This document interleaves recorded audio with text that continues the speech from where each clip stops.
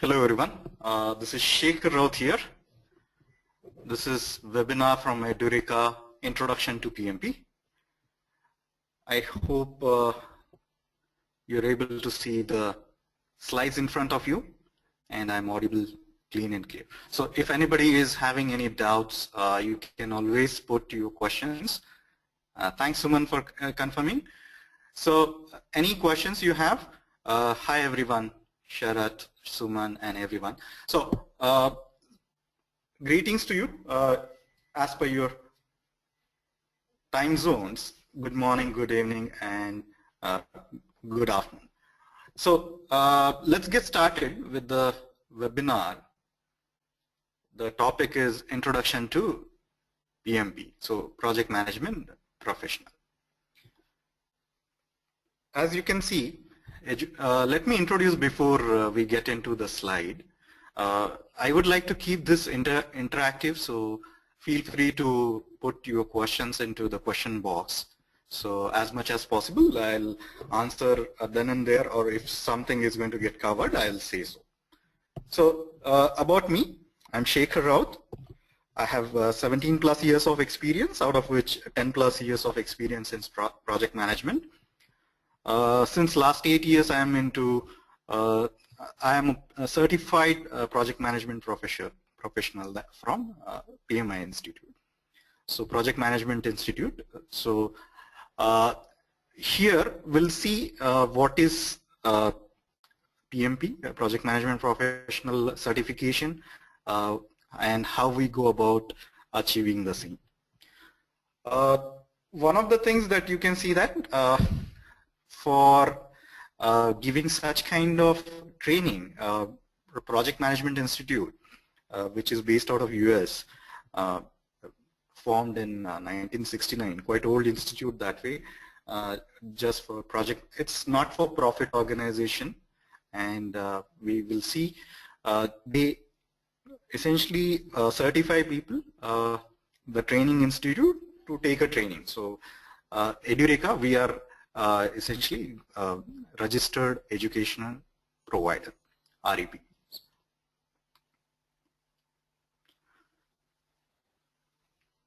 So let's begin how this overall online classes work. So we start with live online classes. The way you are listening into webinar is a similar thing. So I believe understanding what live online classes shouldn't be difficult for you. You must have taken a lot of webinars. So similarly, those selective group of people, they attend the webinar online. So it's a live session the way I'm talking right now. I also conduct these PMP sessions, so you will be getting your PMP instructor who will take you through all the PMP course, and that course details you can course snapshot from Edureka. You can always see at Edureka PMP link. So this is the link. Course details you can see at www.edureka.in/PMP. So coming back, so these are the live online classes that we are talking about.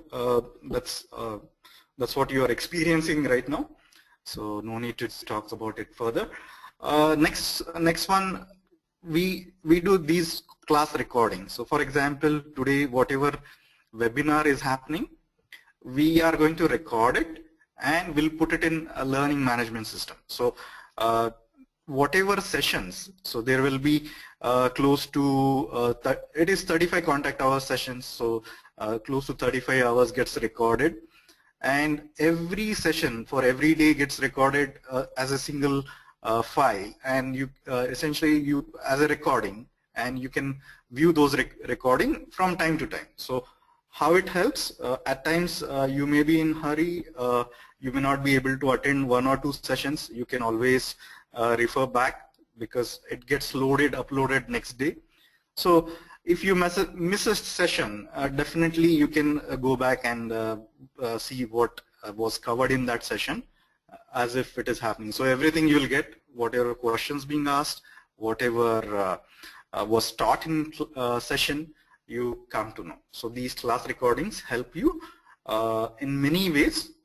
I will show you a quick how this all PM mock. Once we cover this, I'll show you the LMS, that is Learning Management System from Edureka. The next one is 24/7 post-class support. So this is very important because we believe in these class recording not only available to you, but also we believe in providing you support after the classes. So let's say these 35 contact hours are over and you have a question, how do I go about filling the form?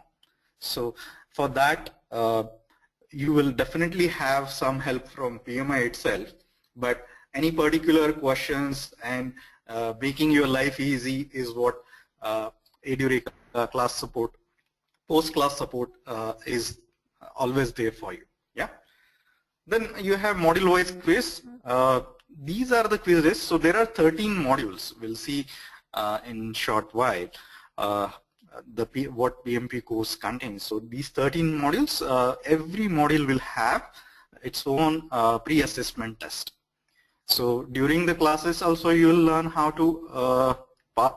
to essentially go or attack the questions and what are the things that are involved in or the complexities that are involved in solving those questions. So those kind of information will always be available with you.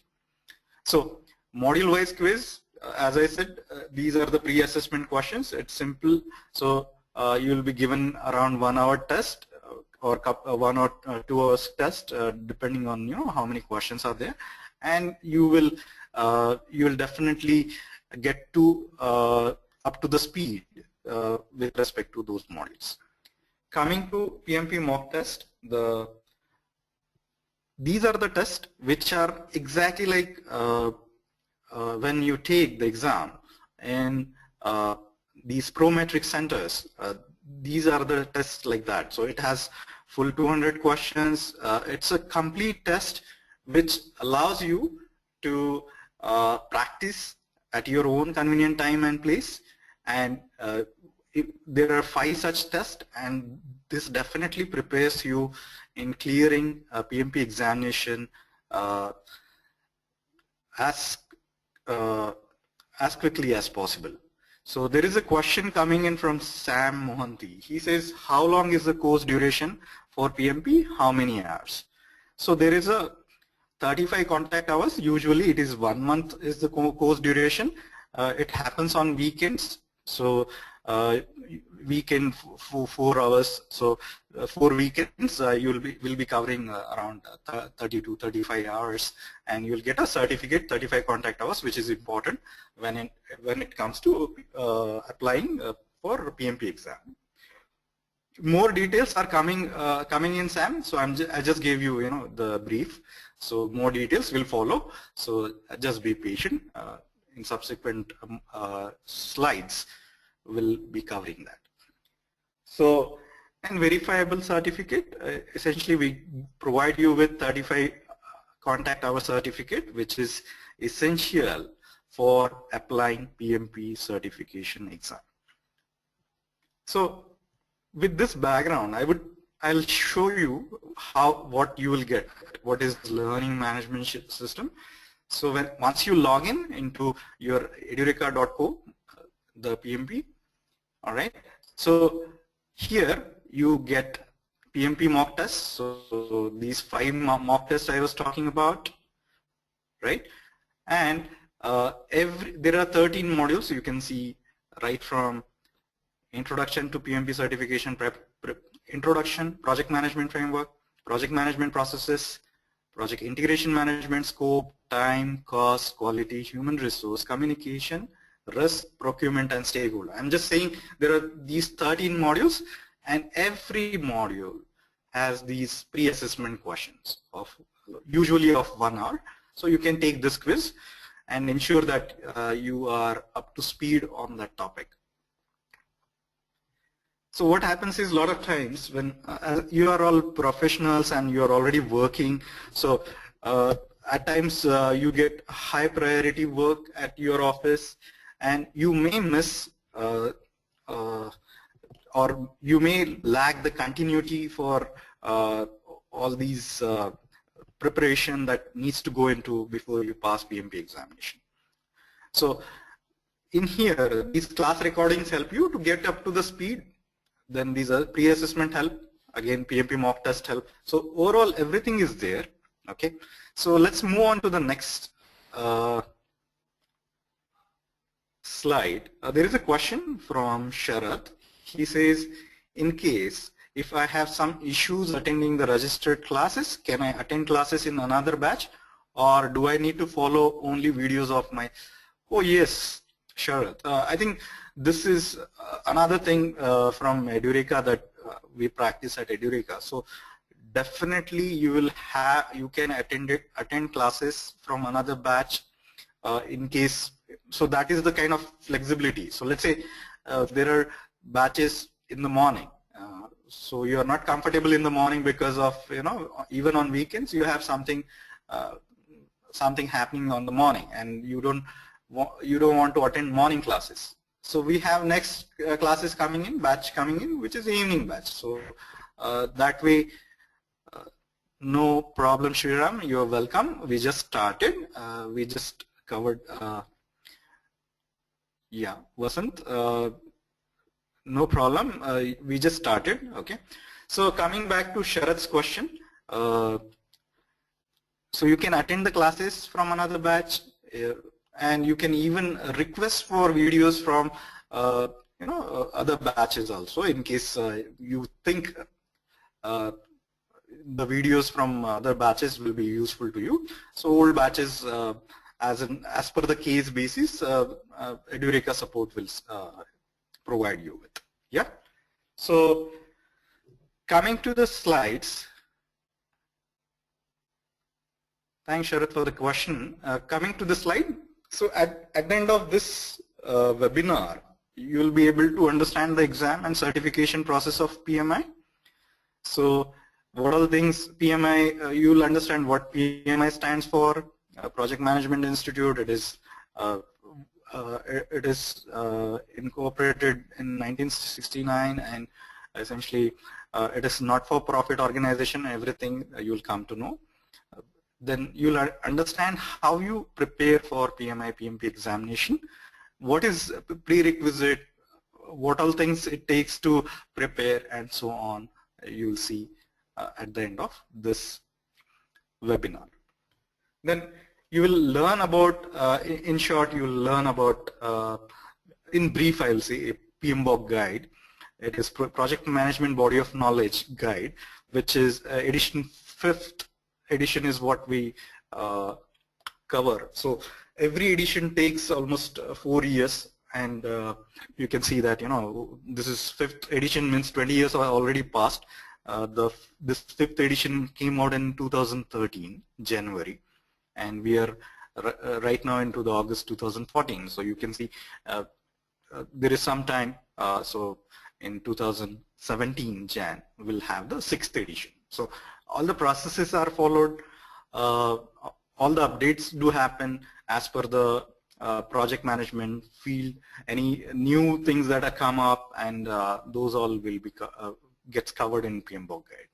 So we'll see, we'll learn about more about in subsequent side, and understand the project life cycle and its characteristics. So just the basic of what is project, what is project life cycle, what are its characteristics, so that you will have some kind of understanding when it comes to project management.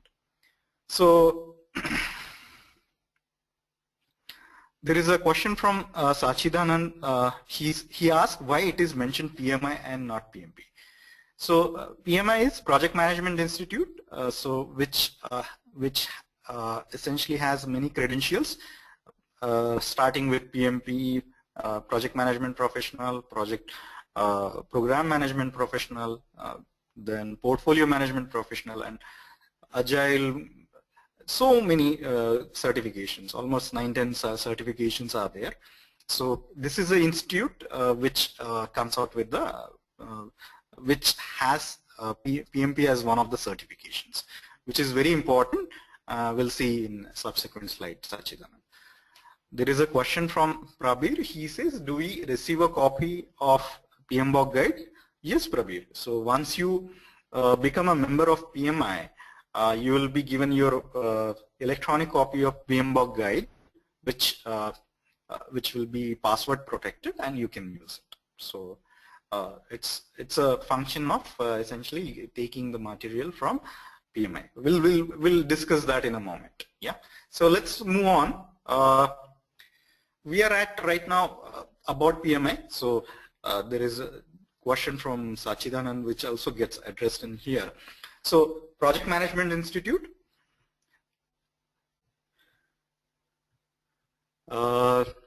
Raghavendra will cover your question in subsequent slide. So definitely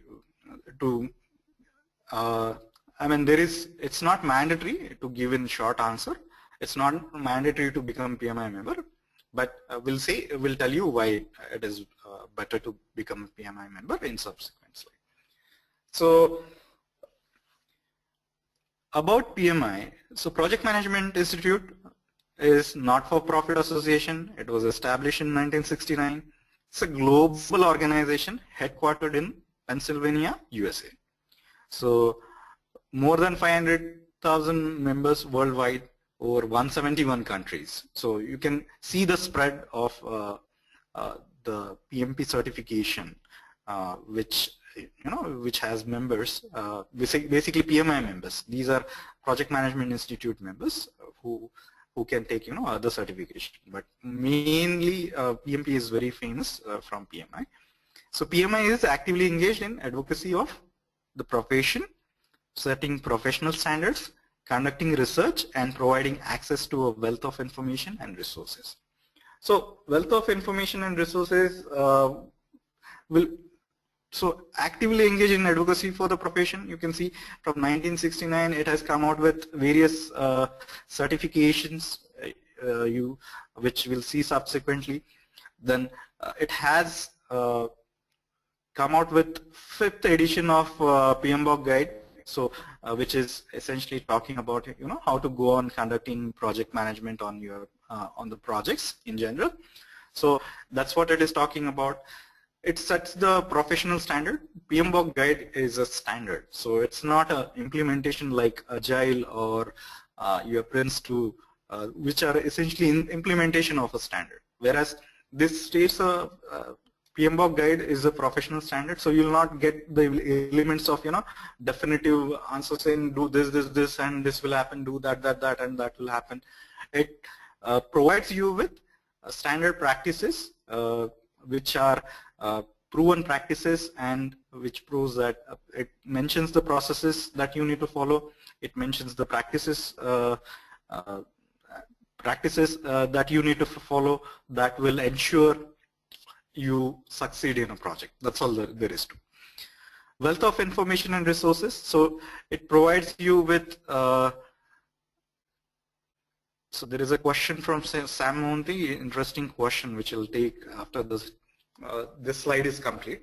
So coming to the wealth of information, what happens is we need a lot of information, like how is my risk register will look like, how is my stakeholder register look like, who is the stakeholder, so there is what kind of questions I will get, and all those information is available with when you become a PMI member. You will get access to those templates. You can see the risk register template. Doesn't mean that you have to follow the same one.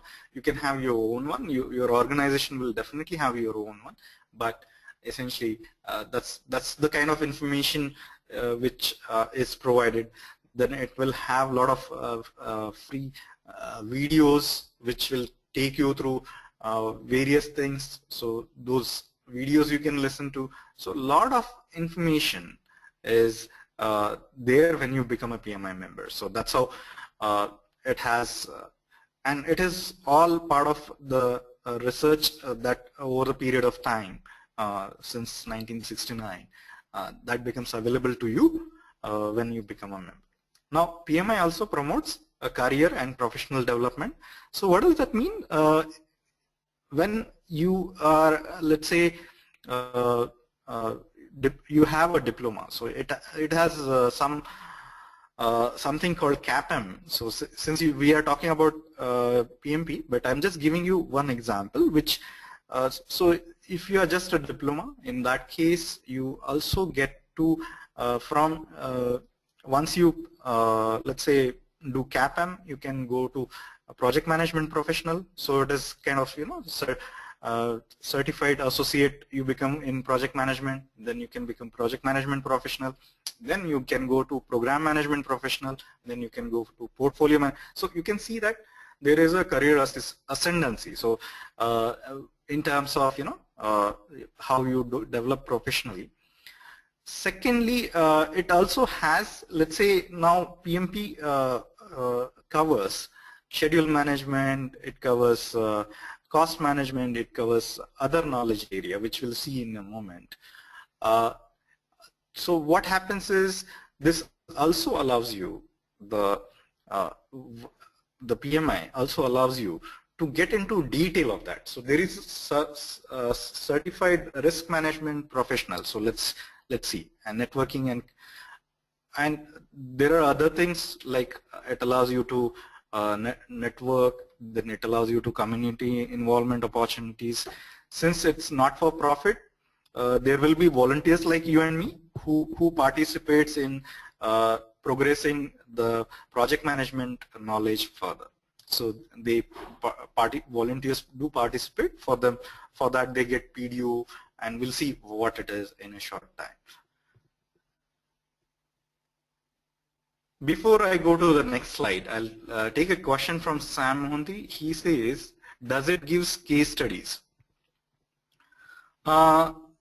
It will not give case studies. I mean, there will be examples for sure. If you go through PMBOK guide, I believe case studies not as in the management. I mean, if you do business administration, management in business administration course, kind of MBA kind of courses, there you get case studies which is very detailed explanation of, you know, how few things are done and so on. So it will not be that detailed, but it definitely gives the examples. So if you go to if you open PMBOK guide, you will get all kind of information like let's say some you have risk management.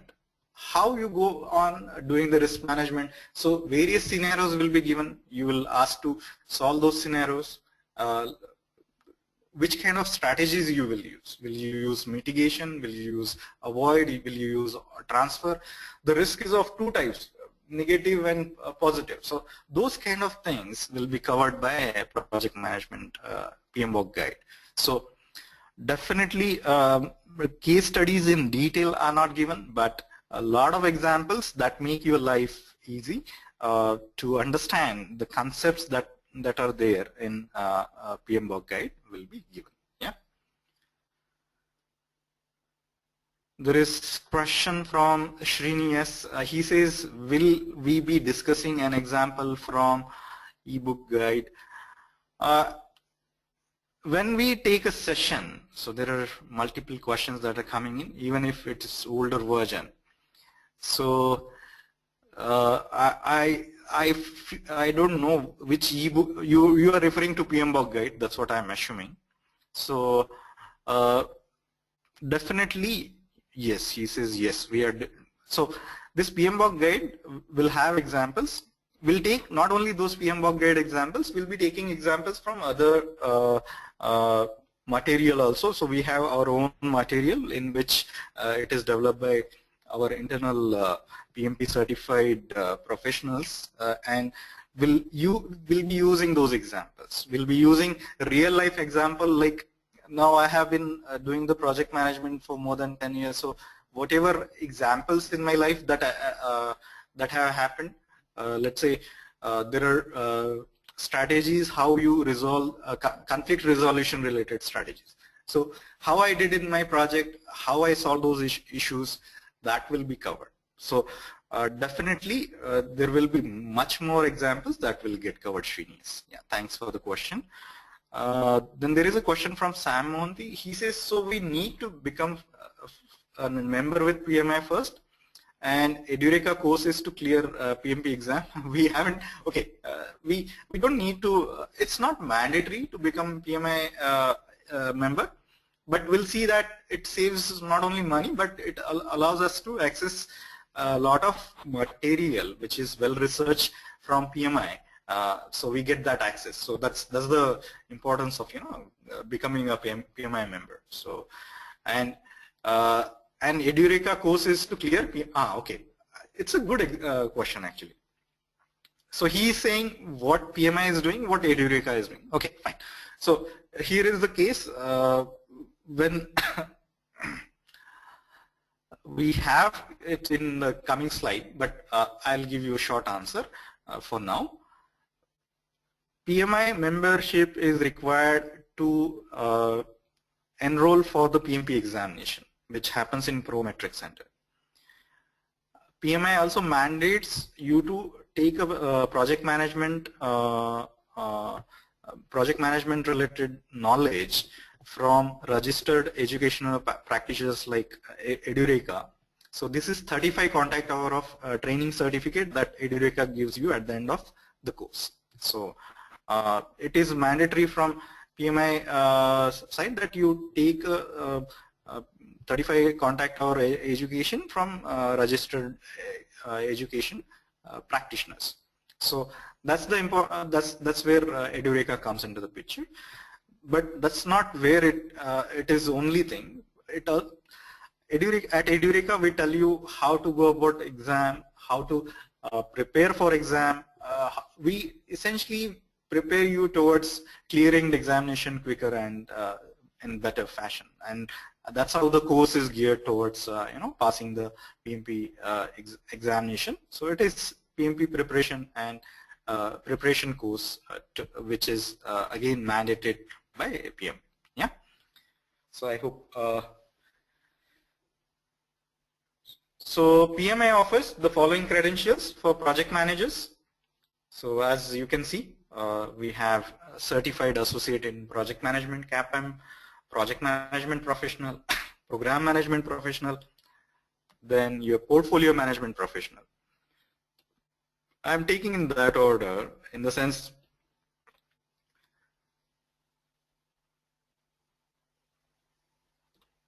this is your career progression. So if you see you become certified associate in project management in case you don't have a degree, but since this webinar is on PMP, we essentially are assuming that we have a degree, a 4-year degree, and that's what is important. We'll see eligibility criteria in a moment. So once you become a project management professional, project management professional handles multiple projects.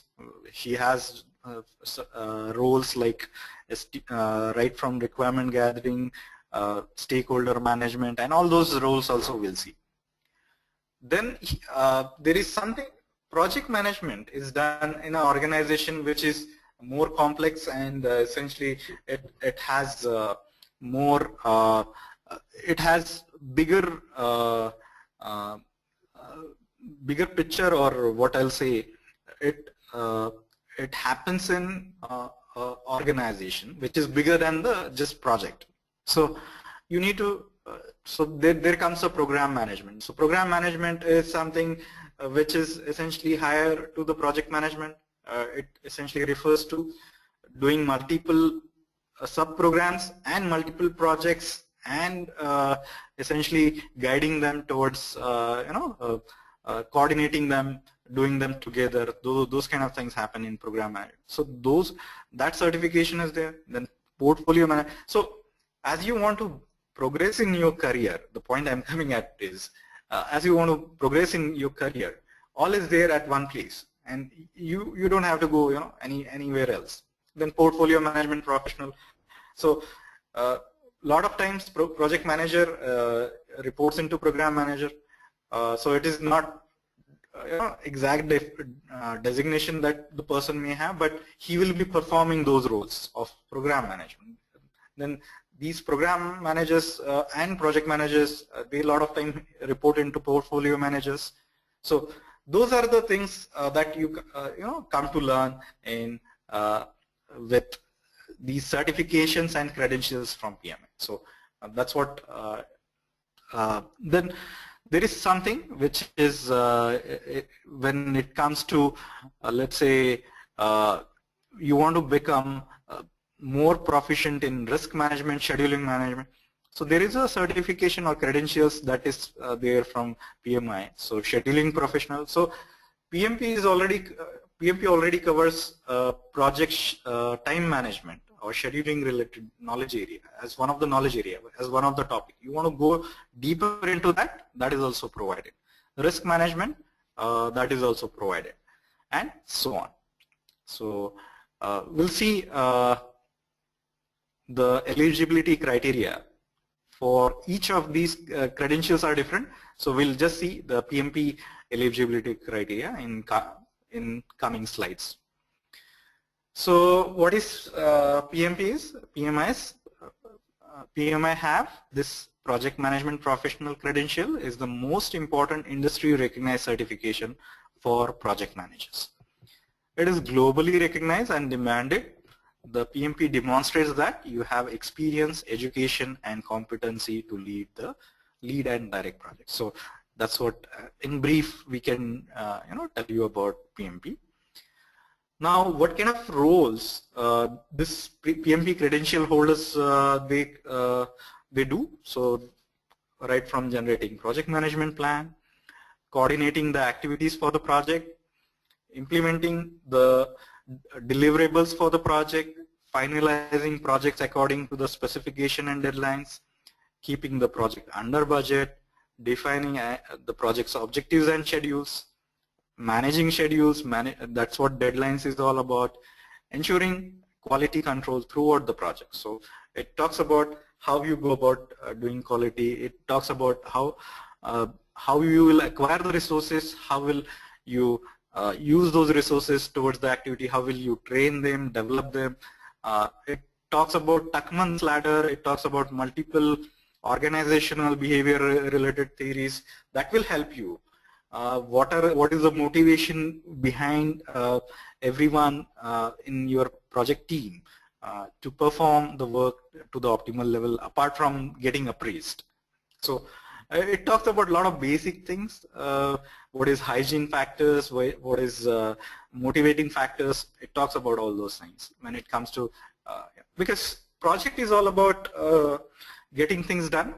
And when you get things done, you need to have a bigger team in case you want to do it faster. So that's where acquiring resources is a difficult process. Right kind of resources even further difficult. So there are risk involved. There are a lot of estimations involved. Estimations do change from resource to resource, for example. Then assessing and minimizing project risk. So first you have to identify the project risk. You have to understand that we are operating in much larger organization of which project is the part of it. So there will be a lot of projects, similar projects which have been done earlier. You have to study them, use the lessons learned from those projects, and essentially assess and minimize. So risk is something which is a event that may or may not happen in future. If it happens, usually it has negative connotation, which means it will lead to some kind of schedule slippage, cost overrun. Essentially, it will definitely detrimental to achieving your project objectives. So that's what we'll see. These are the kind of, so I was talking about job roles of PMP. So these are the things as a project manager you are required to do, and that's what we'll see. Yeah. So PMP requirements over years, I believe this slide is self-explanatory. I don't need to tell you much about this. That's how you have. I have seen this since more than 10 years back. So there are organizations who request exactly for PMP certified, and this is not today. This is since my time. I remember there will be organization who will requesting PMP certified project managers to be part of their project management team. So usually that's where you can see that the PMP requirement over the years has been increasing, and it has at times gone exponentially up. So definitely this is something which we already are familiar with, and that's how we are attending this seminar. Salary trend, I believe if you take a salary trend here, almost you can see that salary index is it will always go up most of times. It is seen that these PMP credential holders, they earn upwards of 100K USD more than, and essentially these are the kind of salaries the source is of course Indeed.com, and usually the non-PMP certified project manager and PMP certified project manager, there will be difference, and that can be seen in not only in salary but even in treatment. I mean, when I used to talk to customers, knowing that I am PMP certified, they would be more listening into me. They will be more in tune with me. There will be common lingo that gets developed. So there are multiple advantages of PMP certification. Salary is just a part of it, because customer is listening into you. The organization doesn't hesitate in increasing your salary. So usually it is 10K of difference between your salary and non-PMP certified project manager salary. So that's another advantage of the PMP. So what we see here, there is a globalization that is happening, and it's not happening today. It's happening since long time, and it has just accelerated now. So because of that, essentially, what is globalization? What does it lead to? It leads to international network of social and economic systems. So what does that lead to? It leads to new opportunities and challenges that will arise for leaders and communities. So there will be challenges which will be complex in nature. So PMP kind of certification essentially not only allows you to take advantage of the opportunities that are happening, but also will allow you to, will prepare you to take on those challenges in a structured manner. So that's where PMP certification comes in. Here, you can see that leaders across the country, they need to speak same lingo, and that lingo comes with PMP certification. It defines a lot of terms, and it ensures when you pass PMP examination, you are definitely using those lingos quite frequently and with the same meaning, because at times same word may mean differently to different people. This widely adopted standard of PMBOK guide, it is helping project managers speak global project language. Now, with 250 PMI chapters, I mean going further, there are 250 PMI chapters which are essentially across 70 countries. These allow you to make new contacts. These allow you to network and build your knowledge further. So these PMI chapters, they conduct seminars, and essentially you get to meet face to face in your city with similar PMP credentials that you have. So 250 is a big number considering, So it has already gone global. It has been there since long time, and you can see that PMP definitely helps when it comes to the future of globalization.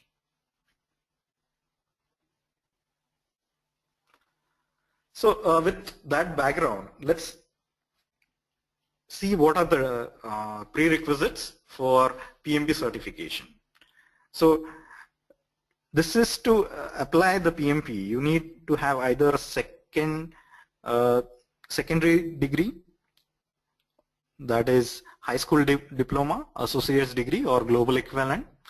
So this is with this you need to have at least 5 years of project management experience with 7,500 hours of project management related activities. Essentially, you should have done leading and directing those project activities during the 7,500 hours, and you need to have 35 contact hours training of project management.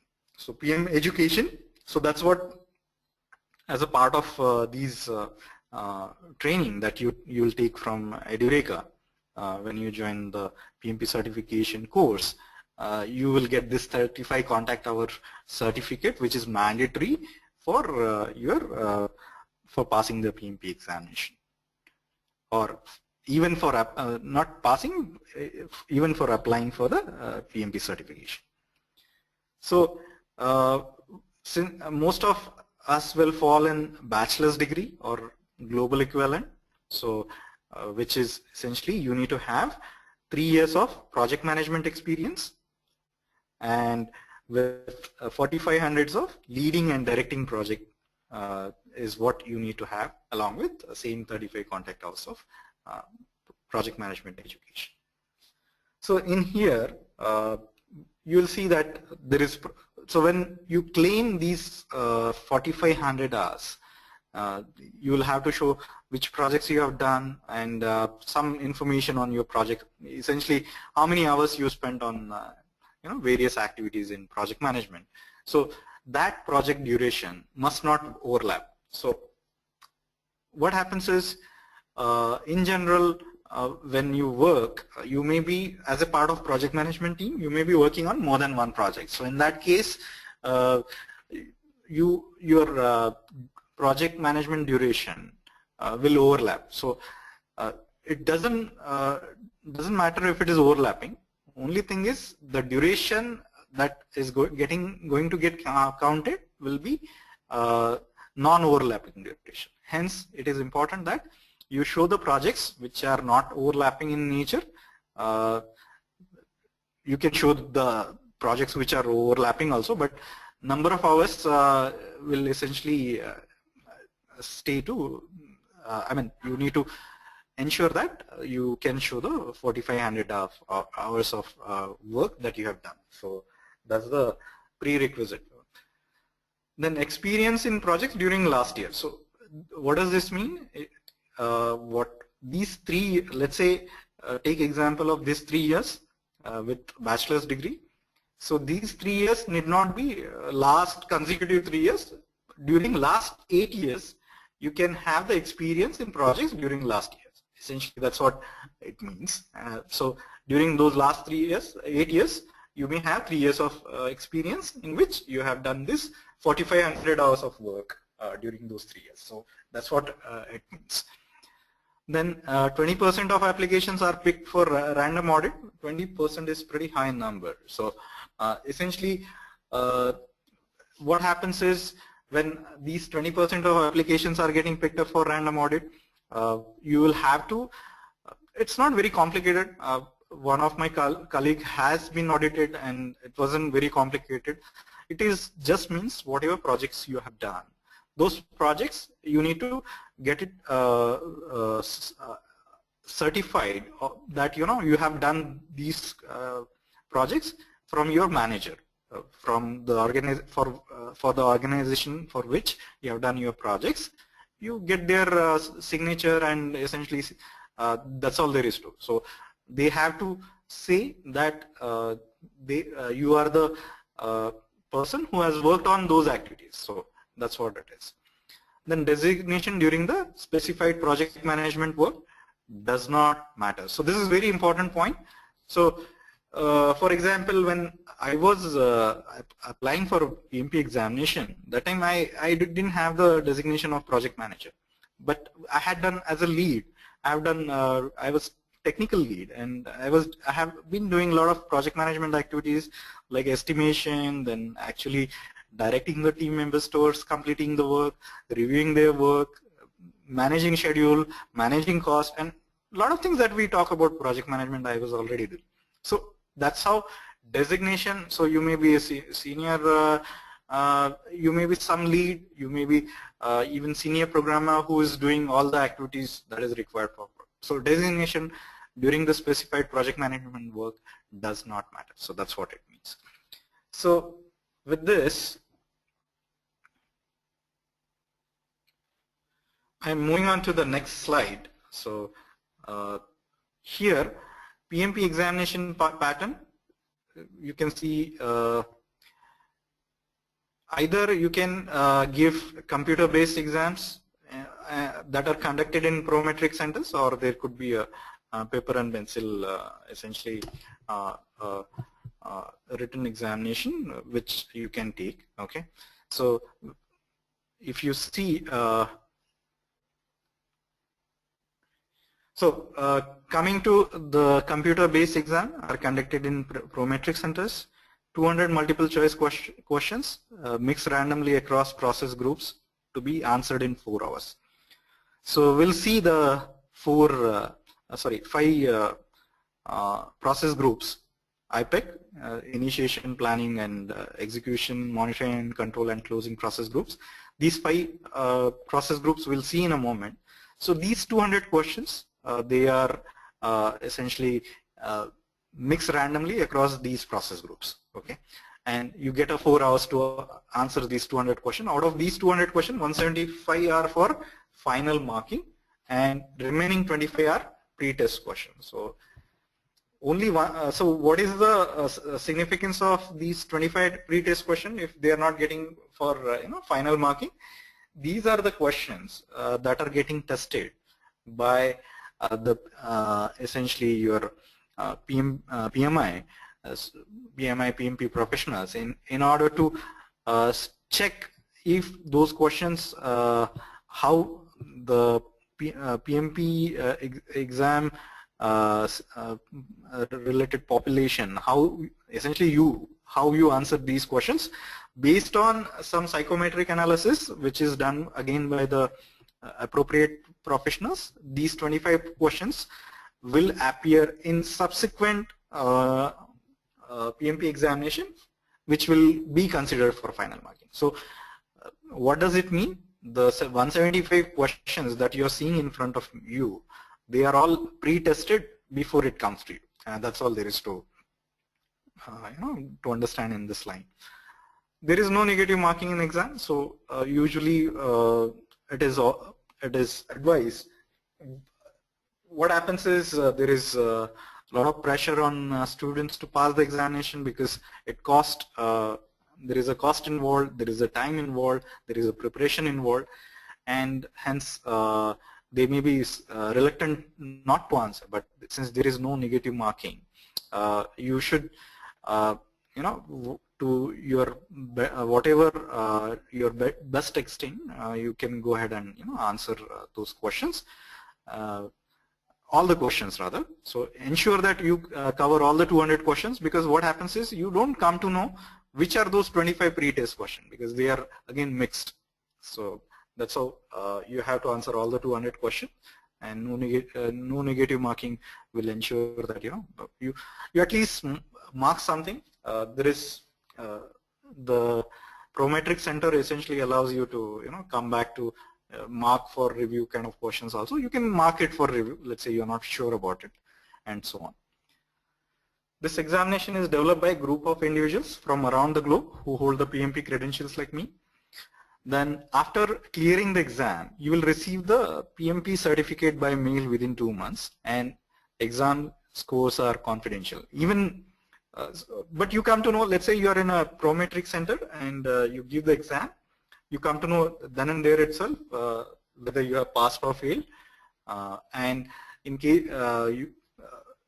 you have passed, it tells you, it doesn't give you your score out of 200 you have, or out of 175 you have this score, right? It doesn't give you that kind of information. It gives you whether you are below average or above average in these 5 project management process groups, initiation, planning, etc. I was talking about.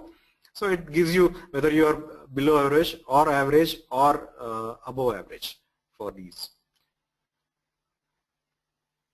Coming to the PMP examination blueprint, so you have this IPEC. I usually use, so the first, you use first initials of all, you'll get IPEC. So in monitoring and control, you essentially take the second C. So that's how I say IPEC. So that's the acronym I use for 5 project management process groups. So you can see there is a distribution of question, like 30% coming from initiation, 24% from planning, 30% from execution, 25% from monitoring and control, and closing you have 8% of questions. So there is not much of importance right now, but once you start practicing, you'll know that planning, execution, and monitoring and control related questions will be more. That's all there is to.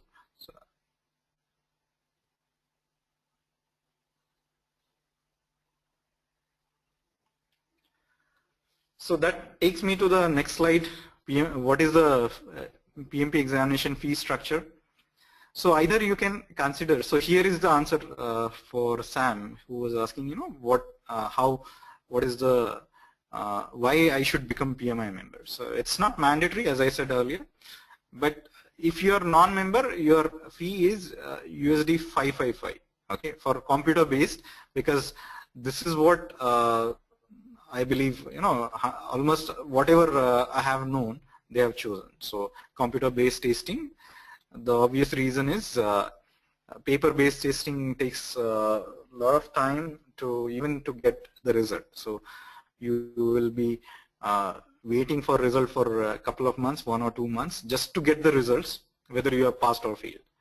Whereas computer-based testing will give you a result immediately then and there itself. And you will get an email from, next day you'll get an email from PMI saying you have cleared the examination. And certificate will come after a month, but you already know that, you know, you're done and there itself. So usually if you calculate, there is some $11 difference if when it comes to you take a membership. So for a when you take a membership, you have to pay, let's say, 139 USD, and if you're a member, then your computer-based testing is costing you 405. So it comes out to be 504. So almost $11 of difference. But importance is not to, you know, you are saving something. Importance is when you are a PMI member, you get access to a lot of material, and that which is helpful to you.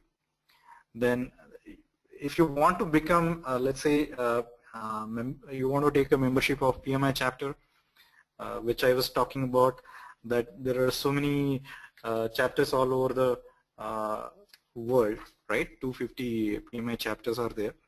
So you can, in your city, there will be a usually there will be a chapter. I mean, that's what usually is there. But or this, in case your city doesn't have, then you may have to go to, you know, your nearest city and become a member. So it's a nominal fee. Since it is not for profit, it doesn't charge you much for becoming a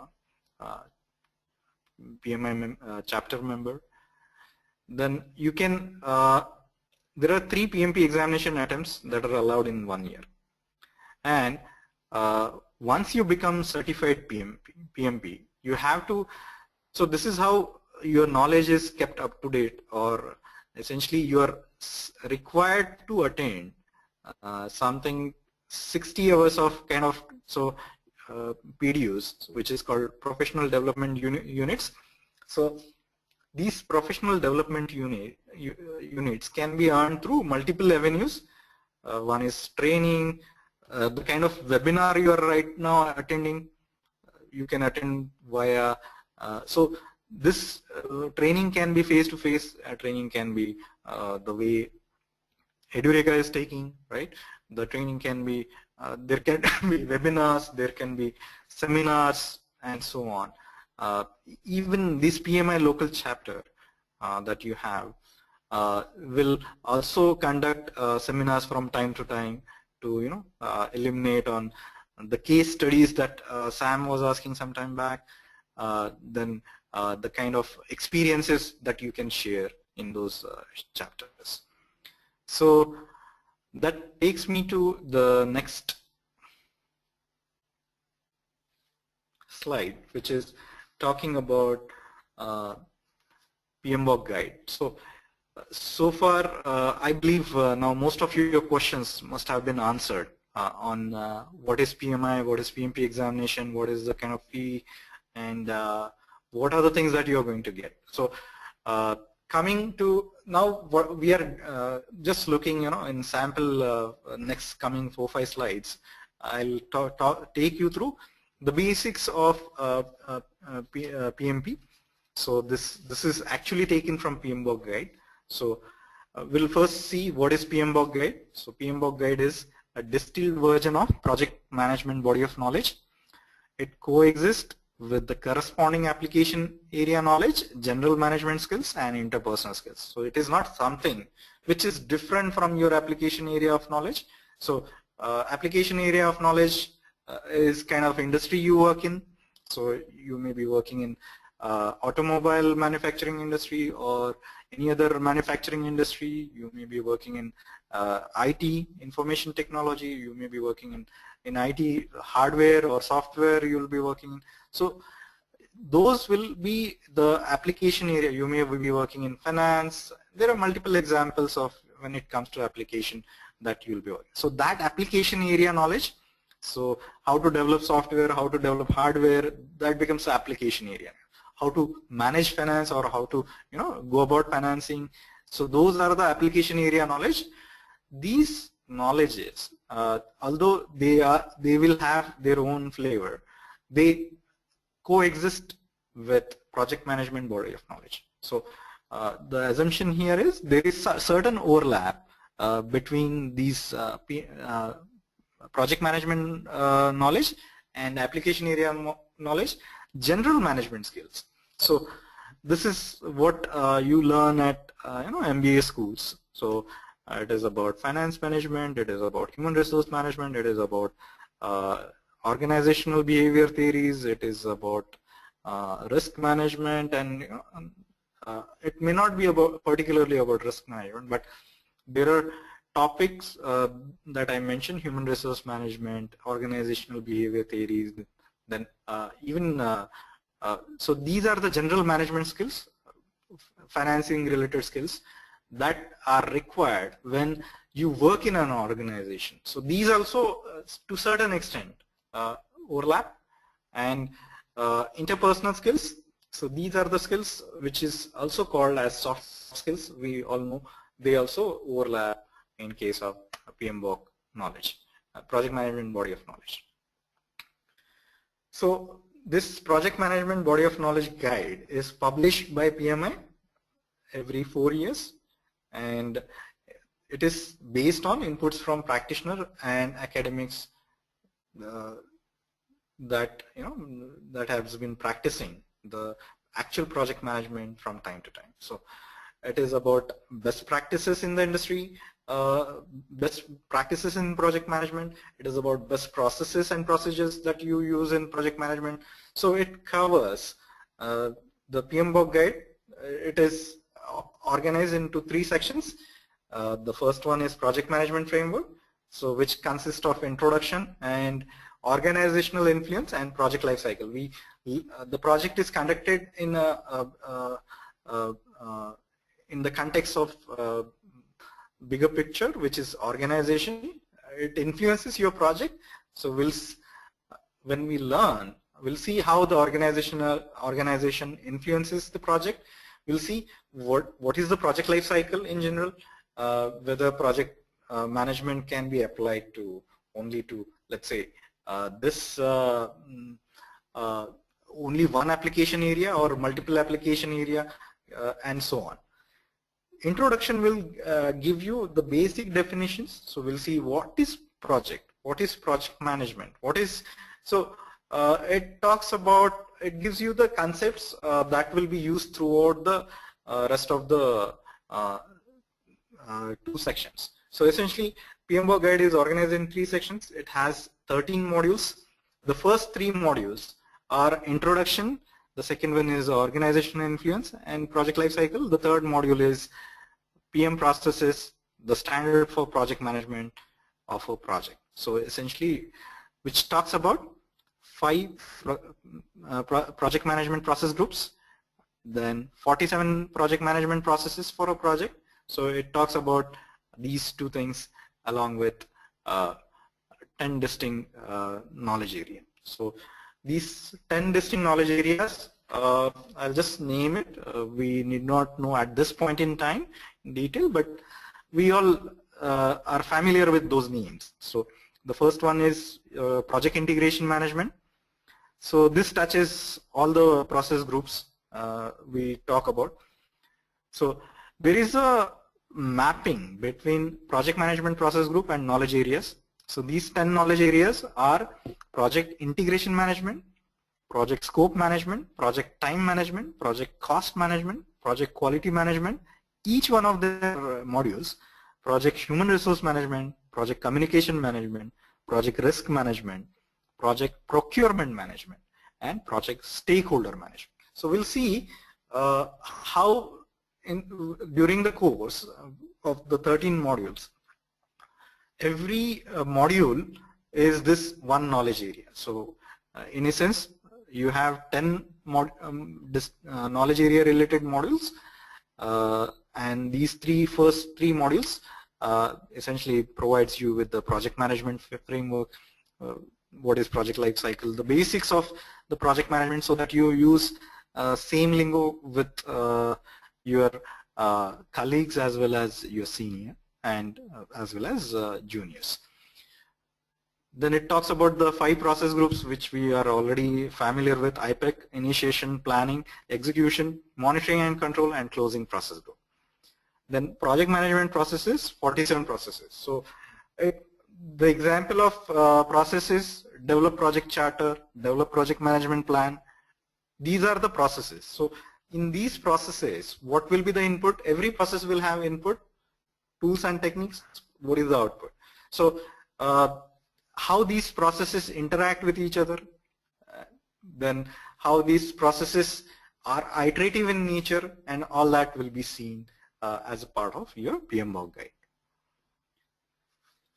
So coming to project is a temporary endeavor undertaken to create a unique product, service, or result. So this is as per PMBOK guide 5th edition. So as I told you, 5th edition for PMBOK guide was published in January 2013.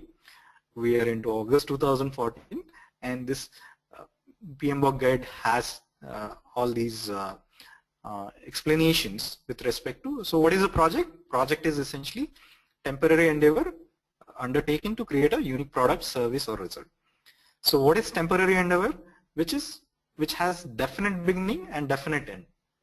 So what it is not, essentially it is not operations, or it is not an ongoing effort. So what does it produces? Unique output. So we'll take one example for unique output. So example is something very commonly seen. We have seen the buildings being developed in your city all the time, right? So there is, let's say one builder or one who develops the building in your city, and then in one area, and second area in the same city, he develops similar kind of, although the name is different, but the same kind of buildings, same kind of essentially material he uses, same kind of design. I mean, material anyway is very low level detail, but same kind of design he is using. So he develops building or colony of buildings called X in one area A. Y is developed in area B. In that case, what happens is, now the question is, since the design is same, number of floors are same, most of the details are same, is it unique? Is it a unique or not? So it's a product, we can see building is a product. Now whether it is unique or not is decided based on the location, based on the stakeholders. So what is stakeholder? Stakeholder is someone who gets impacted or who can impact the project. So he has positively or negatively. So he can get impacted positively or negatively, and he can also exert a impact on your project positively or negatively. So when I'm saying a unique output, essentially it means you have separate stakeholder for this location A and location B. The location is different. So what is unique output? Although the building is same, product is same, the location is different, and hence it is unique, and both are essentially called project and not an operation. So this tells you about the difference between what is project and what is operations. Okay. So the three characteristics we are talking about project. One is temporary endeavor. It has definite beginning and definite end. So whereas operations are supposed to go on and produce the same output. So that's the difference. Whereas project, it has definite beginning. It starts in, let's say, January 2014, and it ends in let's say December 2014. So that's a definite example of definite beginning and definite end, right? And we saw the second characteristics, unique output. So we took example also. Now coming to the progressive elaboration, which is again a very important characteristics when it comes to project. What is progressive elaboration? It is the incremental design and refinement of initial concept toward the project plan. So you will have when the project begin, let's say you are awarded a contract, and in that contract you will have let's say one project, and that project will have very high level details. So it will be there in SOW, statement of work, which will tell what kind of high level requirements will be there. Then when the project is awarded to you, the contract is awarded to you, then you will go and create a project charter. You will add further more details. So assumption and criteria will be verified. Some more details about the requirements will be added.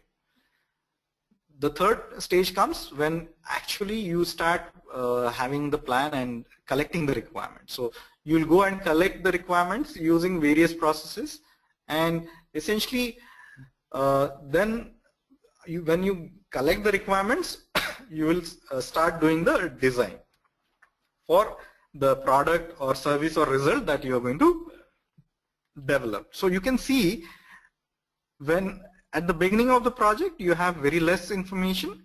As you go on, the information is increased, number of stakeholders do participate in providing inputs in that, and you get more and more detailed requirement, and your scope becomes more clear. I mean, you may have hundreds of requirements, but you may do only 50 requirements as a scope. You can't do each and everything given the budget constraint and schedule constraint you have. So that's where it comes to progressive elaboration, which essentially your scope gets progressively elaborated, and that's the very important characteristics of a project. So what are the examples of project? Developing a new product, service or result, putting into effect a change in structure, processes, staffing or style of an organization is a project. developing or acquiring a new or modified information system, hardware or software is a project. Conducting a research effort whose outcome will be recorded is a process, is a project. Constructing a building, industrial plant or infrastructure is a project. Implementing, improving or enhancing existing business process or procedure is a project. So just implementing a product into the site, that also becomes, in itself can become a project. So which has essentially all these have, they satisfy the three characteristics we just saw. They are essentially temporary, they have definite beginning, definite end, they are progressively elaborated, and they are unique in nature.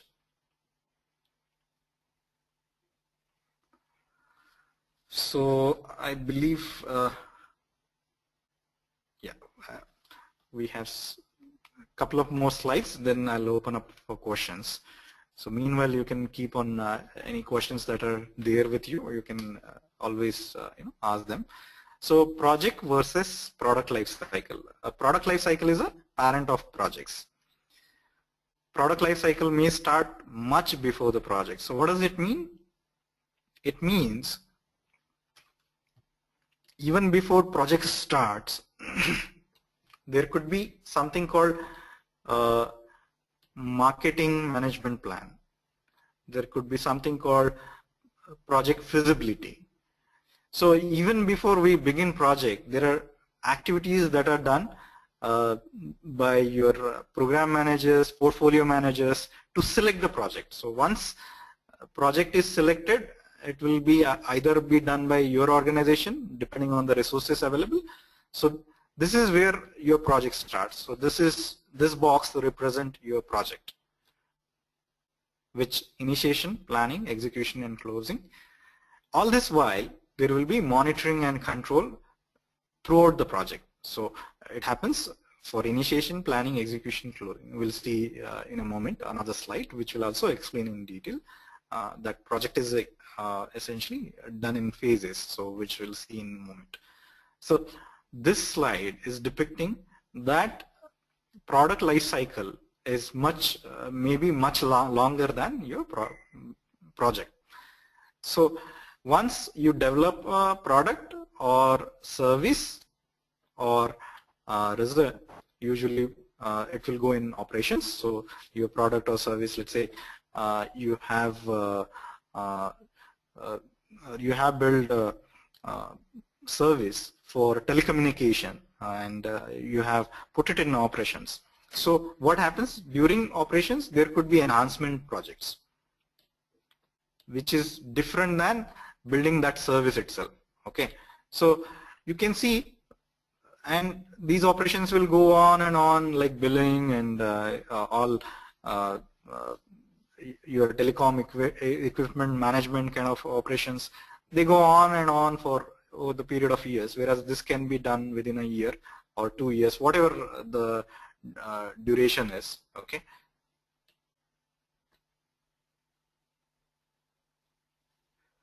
Oh, there are questions, I think. Okay. Shailendra Singh. All right, all right. Okay. So I'm coming back to questions, guys. I think.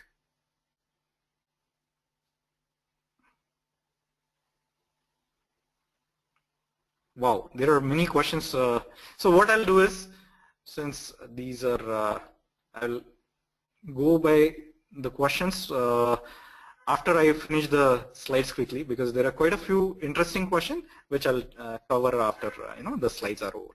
So I have seen many questions. So how to become a PMI member and all those will be answered in shortly. Okay. That's what I was thinking. I'm missing the questions. So there are many questions which I was expecting. All right. So the quick one, I believe what I'll do is I'll quickly finish these slides.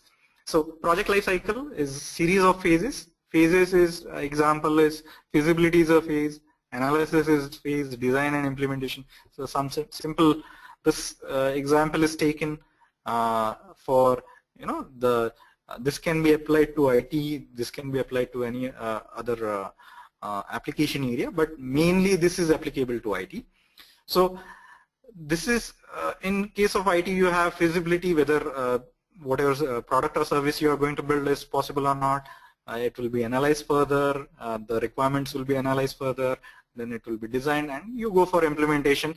And while you do everything, they will you can always go back to from implementation to design. There will be feedback going back to design. There may be few iterations that may happening between design and implementation. Similarly, some analysis might be needed when it comes to implementation, because there is certain amount of details you can pack in documents. So certain kind of things may crop up while implementation. And so you can see that project management is all about, project life cycle is quite iterative in nature, and that's the important criteria of the project management that we do during the project life cycle. So all projects are divided into phases. All projects, large or small, have a similar life structure. So whether it is a small project or a big project, you will have number of phases. Why we have phases? Because dividing phases makes our life easy. Essentially, it gives you purpose for that phase. It gives you the kind of sequence to the phases that helps you doing dividing your why we divide. Essentially, it makes managing the project easy. It makes developing the project much easier. So life cycle helps in determining work to be completed in each phase of the project. So life cycle helps in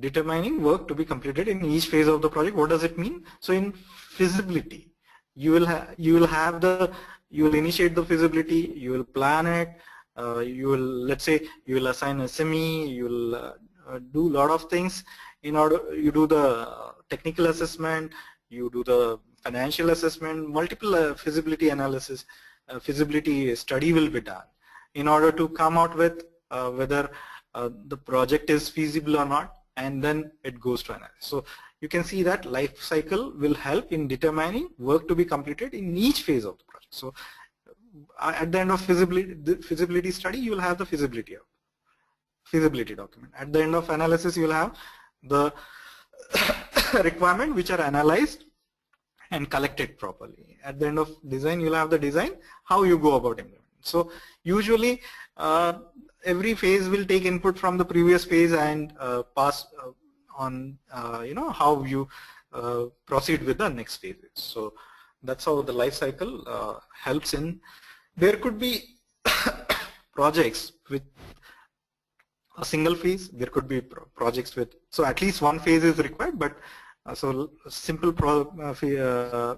projects such as implementing some product may have single phase. So implementation can become a single phase, and it will again go through that initiation, planning, executing, monitoring and control, and closing.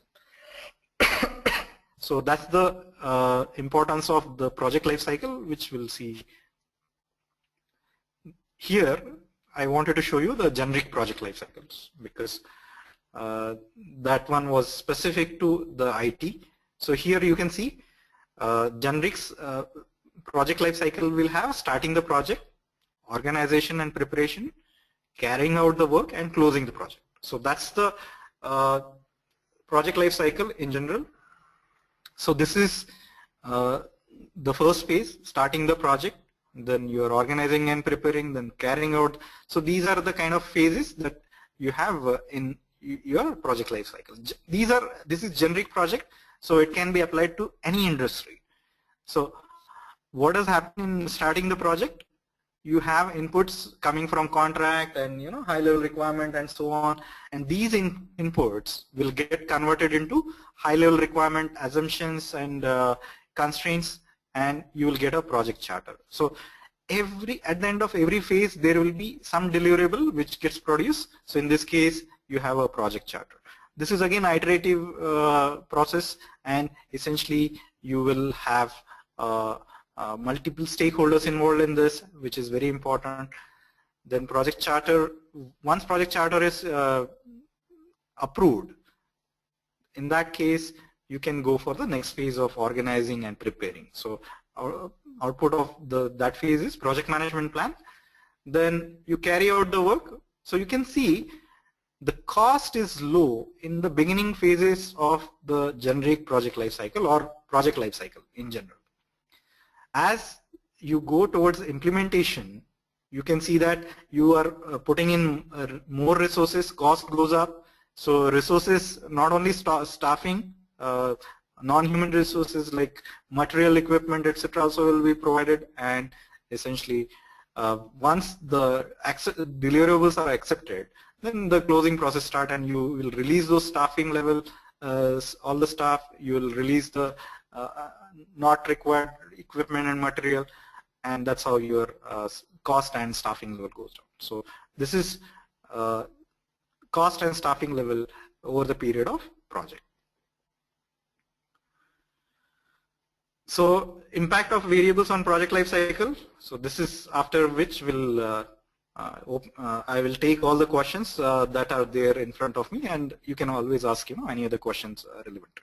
So I'll go one by one. I'm sorry, I think we'll have to finish this before we actually start the questions.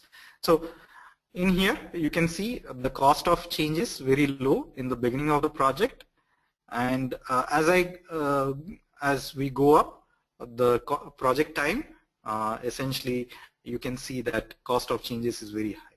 So if you find out some changes at the end of the project, it is going to cost you essentially, it will be very high degree of cost that will incur, and that's why you have to scope, decide on scope, and stakeholder have the influence, highest influence in the beginning, and that also goes down as the project progresses. So I will cut this short saying that simple word, cost of changes is low at the beginning of the project, it's very high at the end of the project. So this is the experience that says stakeholder influence and risk and uncertainty, it is very high at the beginning of the project, it decreases as the project progresses, and at the end it is the lowest. We'll have the questions now with this slide. So what I'll do is, whichever slide the question is related with, I'll go to that slide. Okay. So let's go to the beginning. So why it is mentioned PMI, not PMP, I think that is answered. Do we receive, okay, this is answered, okay. Does it give case study, that is answered, okay, great, thanks, okay. So there is a question from Srini, usually how many days of preparation is required to clear PMP exam? So I will take, there are many questions, so we have we have sufficient time, so let's try to cover it as quickly as possibly, one by one. So usually how many days preparation is required for clearing PMP? So 35 contact hours, let's say it takes one month, okay? So you take that training, then you will start your own preparation. So study is over, now you'll start your own preparation. I have seen people clearing the exam right from within a month's period to years period. So it all depends. So if, let's suppose you are not I assume you are a working professional. So what happens is, in general, you will take 3 to 4 months to prepare yourself and come to the stage where you can pass PMP examination easily. So here I am assuming you haven't taken any leaves, and essentially you're working and you're doing part-time study of 3 to 4 hours a day. So that will lead you within 3-4 months you can clear it. But there are examples like in case of my colleague who appeared, she took a leave of 2 weeks. So she got 15 days, she prepared, appeared, failed. Again she took a leave of 1 week, 10 days, and essentially she cleared in the second attempt. So it all depends on how much risk appetite you have, and essentially how much my take is 3 to 4 months is good while working. But if you are anyway, when you're taking exam, you'll take at least a week's leave. That will give you 9 days of preparation. So 9 to 10 days of preparation, last preparation. So I believe 2 to 3 months should be fine in that case. So that should answer Sriram's question. Then Shailendra says how to become a PMI member. You can go to www.pmi.org. So I'll just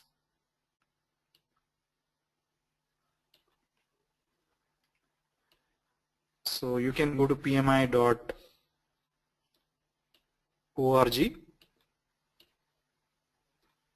www.pmi.org, and there you can pay the it's online, so you can it's connected with payment gateway and all, and essentially you can become a PMI member over there. You will get you'll have to do the registration, you'll have to pay the fees, and you'll become a PMI member. Then in 35 hours of course needed for PMP only, in that case 35 hours of course mandatory for each certification. Sam, we are talking about PMP only. So every course will have its own requirement. So they are different. Only in case of PMP, 35 hours of contact, 35 contact hours of study is required, or course is required. Then question from Abhijit. He says, do you mean that diploma holder cannot take the PMP certification without CAPM? No, he can take it. We saw that, right, Abhijit? That maybe this question he asked before. So Abhijit, I believe you already got the answer that without CAPM you can definitely take PMP certification, provided you have 5 years of, so let me go to that slide. So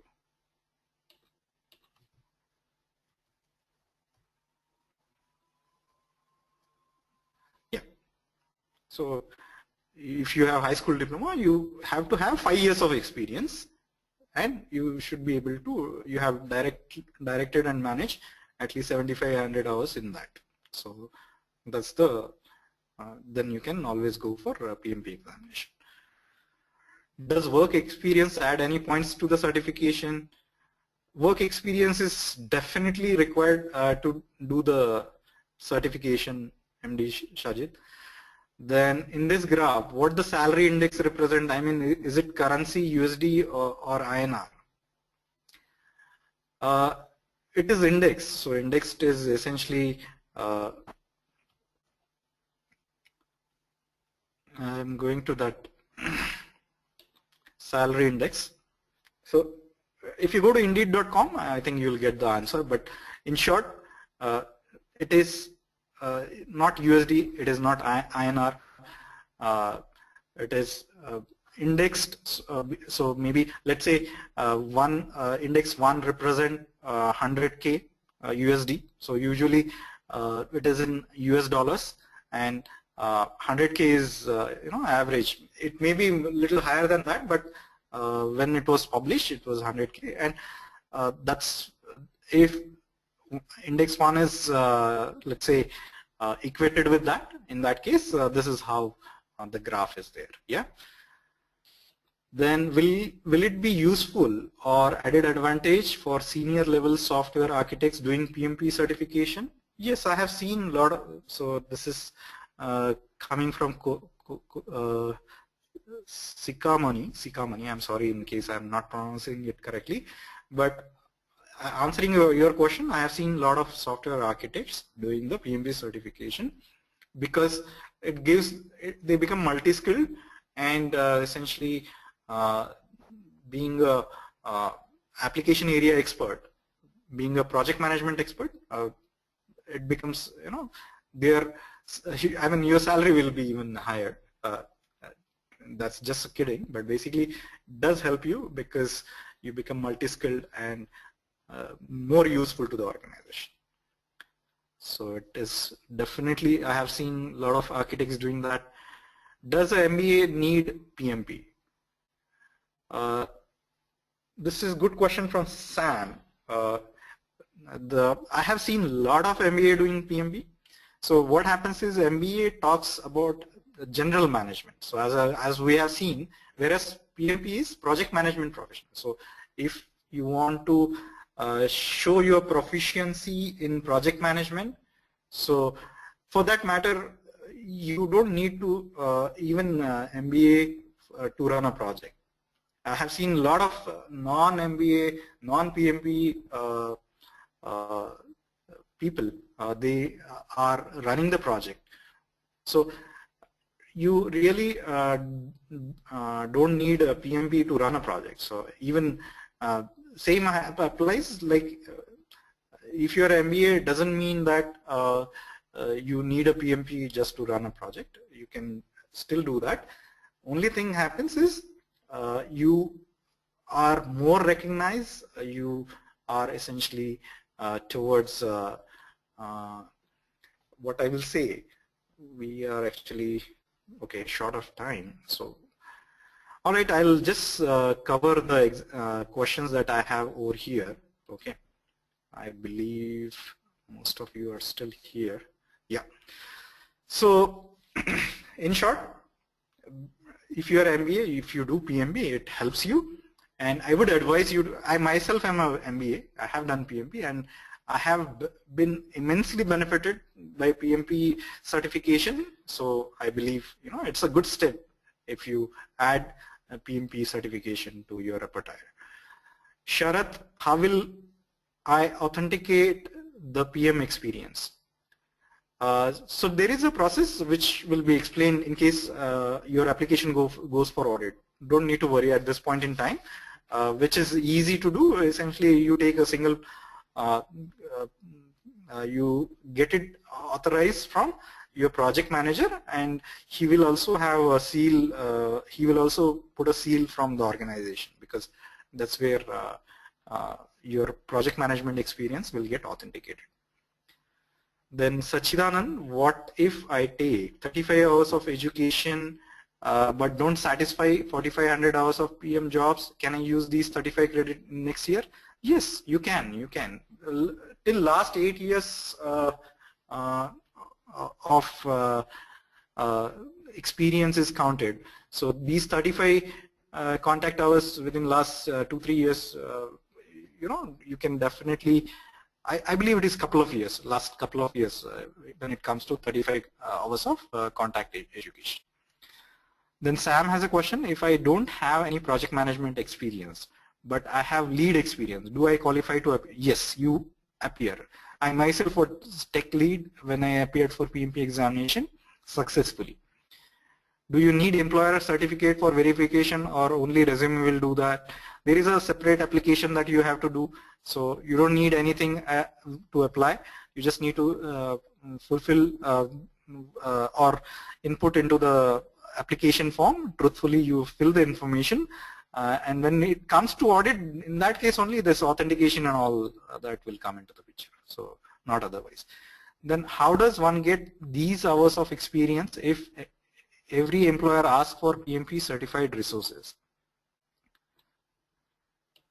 So Rakesh, I believe your question is coming from if I'm just have less than 2 years of experience, how will I show? So essentially that's what PMI has stated, and it requires that kind of experience. So as I said, you don't need to be a project manager to have that kind of experience. So PMI is not asking you to become a PM, and so it's like egg or chicken first. So definitely you don't need to be a project manager designated to do the project management work. So you will be estimating, you will be directing your team. So any kind of lead will direct the team and all. So I believe that is also answered. So Sachidanand, I'm tech lead but doing many PM tasks. Yes, Sachidanand, by now you should be very clear on that, I believe. Then if I have 10 years of experience on all the lines of developer and don't have PM experience, so I have another, I'll take another five questions because I have another 5 questions. So if I have 10 years of experience or in all lines of developer and don't have any PM experience, although work for different project, am I not eligible to write PMP?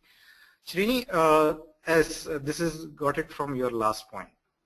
Okay, okay. Thanks, Srini, for confirming and saving time. So Raghavendra, do we know which are pre-test question? I think this is also answered.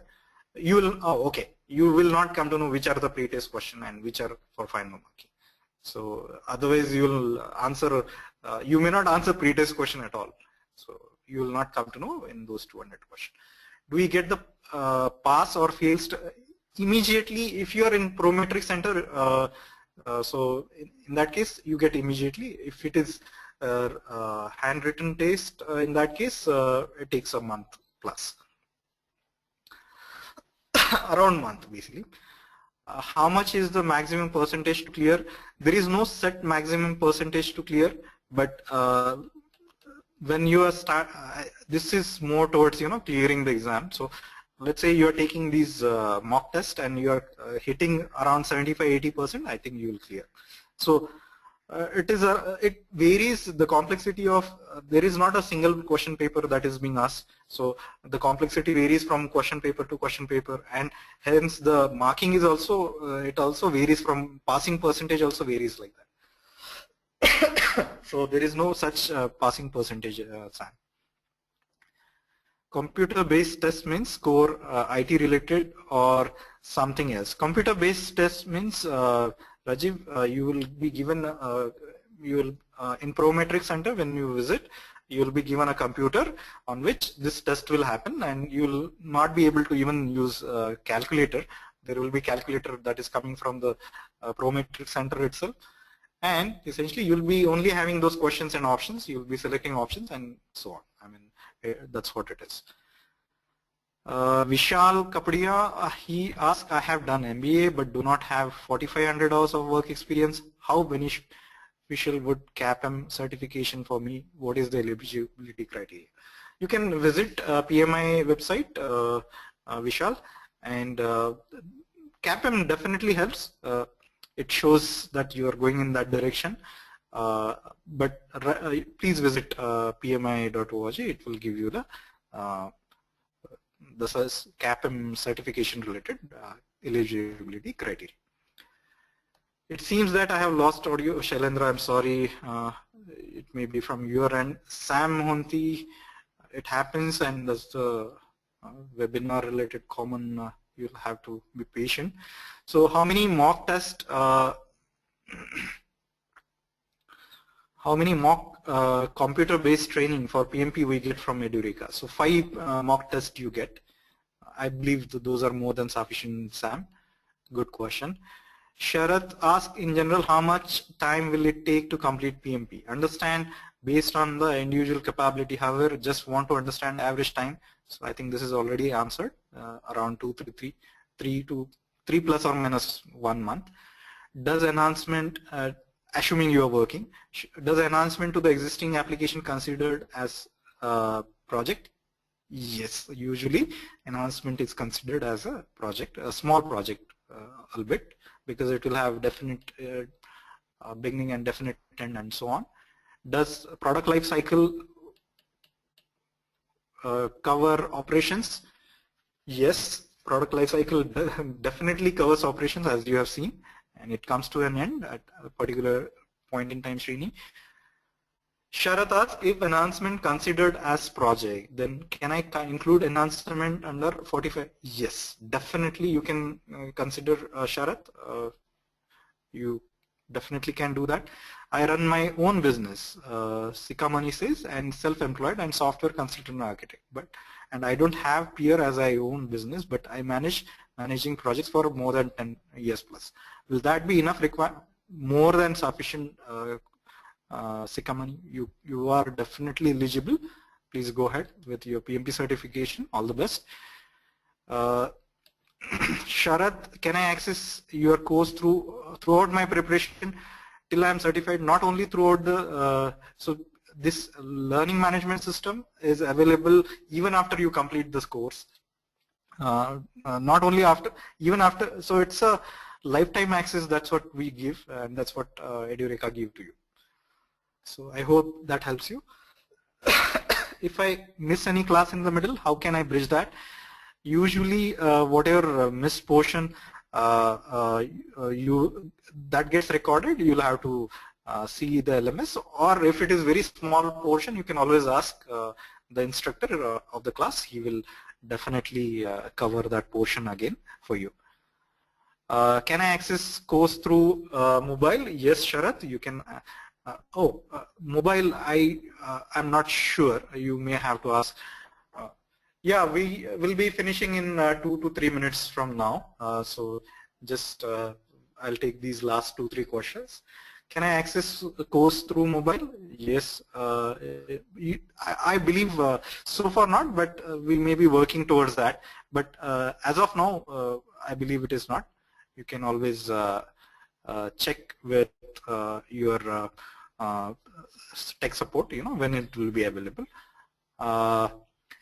I'm not working currently, but I have about 14 years of experience in IT. Also handle projects about 7 years. Yes, Shanta, Jaykumar, you are eligible for PMP, and so anything for within last 8 years, you just need 3 years of experience, which you can say, so to take an exam. So definitely you are eligible. Please go ahead. It will definitely help you in finding the job also. So your prospect of getting job and getting promoted and all increases substantially when you're PMP certified. All the best to you. Sharath says, do we need to go through PMBOK as well as Edureka material? I will advise so. It will be helpful, but both are like talking about the same thing. So it will be beneficial if you go through PMBOK guide as well. We don't need to go for Six Sigma Black Belt if we take PMP. Yes, that is not part of PMP training, and it is not required for to have Six Sigma. Yeah, so you don't definitely need. Sharath, Sam. Then Shanta Jaykumar, this is the last question I'm taking. Do you conduct any mock exam at the end of the course? We don't conduct separately. It's as per your own time and place convenient to you. So you can take these tests, full-fledged test, which depicts, they are very close by representation of what you actually will get asked in PMP examination. So I hope that answers your question. All right, I think I have come to the end of the presentation. Thank you everyone for participating so actively. I covered all the questions that were asked, and I hope you will become PMP certified professionals soon. Wish you all the best. So there is last question I'll take before I sign off. So what happens if my last project manager has left the organization? In case of, there will be someone from the organization where you have a project management experience who will be able to certify that you have done that project management. So you have to contact who has taken in his place. Yeah. So that's about it. So thank you very much. It was nice speaking to you, and I hope you got the importance of PMP certification, and we at Edureka try to ensure you get certified as quickly as possible. Thank you very much. Bye bye. Sachidanand, I'm not from Orissa. I'm from Maharashtra. All right. Thank you guys. Bye. See you soon in PMP training classes. Bye-bye.